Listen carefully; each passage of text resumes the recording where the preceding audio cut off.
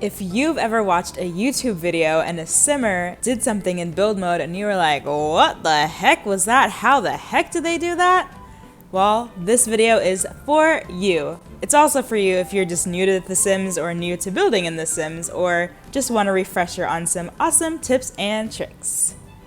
The very first tip I have for you today is move objects on. This is a cheat, so you're going to need the cheat box, which you get to by hitting Control-Shift-C on your keyboard, and there it pops up, and you type in bb.moveObjects, and you can either go from there or you can add on at the end and hit enter, and there we have the cheat on. And then you can get rid of the cheat box by hitting Control-Shift-C again. And this cheat lets you move things freely. So meaning I can move this planter box pretty much anywhere I want to, literally in the wall if I want to. Normally that doesn't happen. Let me show you. I'm going to turn off move objects by typing in bb.moveObjects off. Enter. Now it's off, and I can no longer put that planter box in the wall. This cheat is really helpful just to get things exactly where you want them when the game doesn't normally allow you to. Next up is the ability to raise and lower objects. You do this by hitting the 9 or 0 button on your keyboard. This goes with move objects on, so you have to have that on in order to do it. So this tip is how I was able to put these flowers on the windowsill here, because otherwise they can't get there. So right now you can see these flowers are at this level, but if I hit 0, it goes down, and if I hit 9, it comes back up, and it's up at the same level at where it was before. And this moves us to being able to move our items anywhere on the grid that we want. This is different from move objects because move objects still works with the grid, while using the Alt button, holding that down when placing an object allows you to move it anywhere on the grid. So normally without Alt, it's only gonna click to the grid, but with Alt, it moves freely and smoothly. So that allows me to put these flowers right back where I had them before. Another great trick is the ability to size up and size down items with the bracket keys on the keyboard. So this lamp here, say for some reason I thought it was too big and I wanted it to be a little smaller, I can just click it, hit the left bracket, and it's a bit smaller, and that might just fit better with the build that I'm doing. I can also make it bigger by hitting the right bracket, and now we have a giant lamp for our giant build. This is one thing you want to be careful with though, because some items don't size up and down as you would like them to. For instance, windows, when you size them up or down, it leaves a hole where that window was before. When we size it down, there's that hole.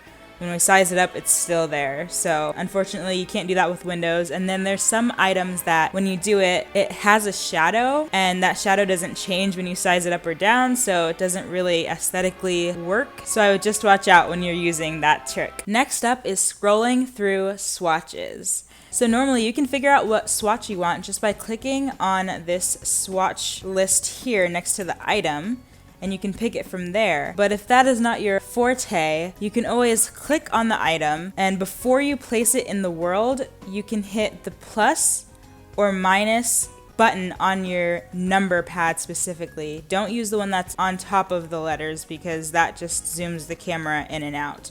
And the reason this has to be done before you place it is because once you place it, it just doesn't work. It does the same thing as the other plus and minus keys do. But if you do want that option, once you have placed it, you can always click on it and hit R and then click it again, and then that brings it up right above it like that, and you can pick from there, or you can just hit the design tool up here on this bar at the top. Just like that.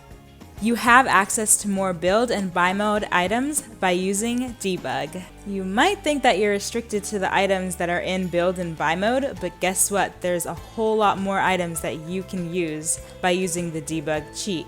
For example, normally you wouldn't be able to have this pond on a build, but when I use debug, I can find it and put it on my lot. You access all these debug items by opening the cheat box, Control-Shift-C, typing in testing cheats true, enter, and then bb.showHiddenObjects, enter, And then all these new items pop up for you to use. One reason why some of these items aren't there normally to place on your build is because it's something that you have to make in gameplay. For example, all of these plants here come with nifty knitting and you only get them by knitting them in gameplay. But by using debug, it unlocks it for you to just place on your build without having to go the gameplay route. And if you're having trouble figuring out which items are specifically debug items, you can always filter and click on content and then check debug. And then that only shows you the debug items. And if you're ever having trouble finding something that you know is in debug, you can always go to the gallery right here and search for those items. So for me, I always have trouble finding debug cars. I have no idea where they are. So I just type in debug cars. And a lot of people have made lots or rooms that have all the debug cars on them, and then I would just place that on my lot and select the cars that I want. And no, sadly, The Sims cannot use cars in The Sims 4. They're simply there for decoration. You can place flooring and wall color all at once. So it's possible that you might think you have to place your flooring one tile at a time, like this. But did you know that you can actually do it just by holding shift and then clicking, and it floors your whole room all at once, just like that. And this goes for walls too. When you want to add paint or wallpaper to the walls, you just hit shift, click, and that just painted my whole room all at once. So maybe you know how to place walls, but do you know how to get rid of them once they're placed? The game actually tells you right here. It says, drag to draw a wall. To delete, hold control and draw over the existing wall to delete it. Just click here, hit control and hold it, click here, drag across, and adios wall. There is such a thing as custom art in The Sims 4. And no, it's not CC, it's not custom content that you have to download, it's already in the game. So you might be scrolling through, trying to find some art to put on your walls, and you're like, I don't like anything in here, or there's only a few that I like. Guess what? You can go to the gallery right here, and just search for custom art. And then all of these custom pieces of art come up. Don't ask me how people make these, I have no idea. Something I want to learn. But you just click on one of these, you hit place room, and then you just place that down. And then you can choose any of these, all of these to place in your build, like so. And this is something that you're not gonna find down here. So many more options, so many more combinations. It's amazing. And I just learned about this recently and my mind is blown. You can use different sizes and shapes of counters in your builds. Down here, you might see that all of the counters look like they're one size, so you might think that's all you get, but guess what? That's not the case. When you click on the swatch list for counters, this pops out and I can get a corner counter and a smaller counter, not just the size that's shown to you. This is what you normally would get, the normal size right there, but I can also get this one or this corner one right here. Bam. So it's the same for cabinets and counters. Right here we have the options for cabinets too, which is honestly a little bit cooler because cabinets come with ones that have dishes in them. Like, what the heck? That's awesome. How in the world do I get rid of this dang grid? That's a really easy one. All you have to do is hit the G button and it's gone. That might just be for aesthetics because the grid just gets in the way of you seeing what your build looks like as you're going, or if you want to take pictures of your build after you're done building, that just gets rid of that and it makes it look much better. You're not stuck with the camera that the game starts on. So you might notice that this camera is a little restrictive, like I literally can only look down from this angle. And if you've played previous Sims games, that's not the case. You can adjust, especially in the Sims 3, you can adjust the angle that you're looking down at the game from. Guess what? You're not stuck with that. When you click here, camera controls, you have the option to switch between the Sims 4 camera and the Sims 3 camera. And the Sims 3 camera gives you a lot more range of motion.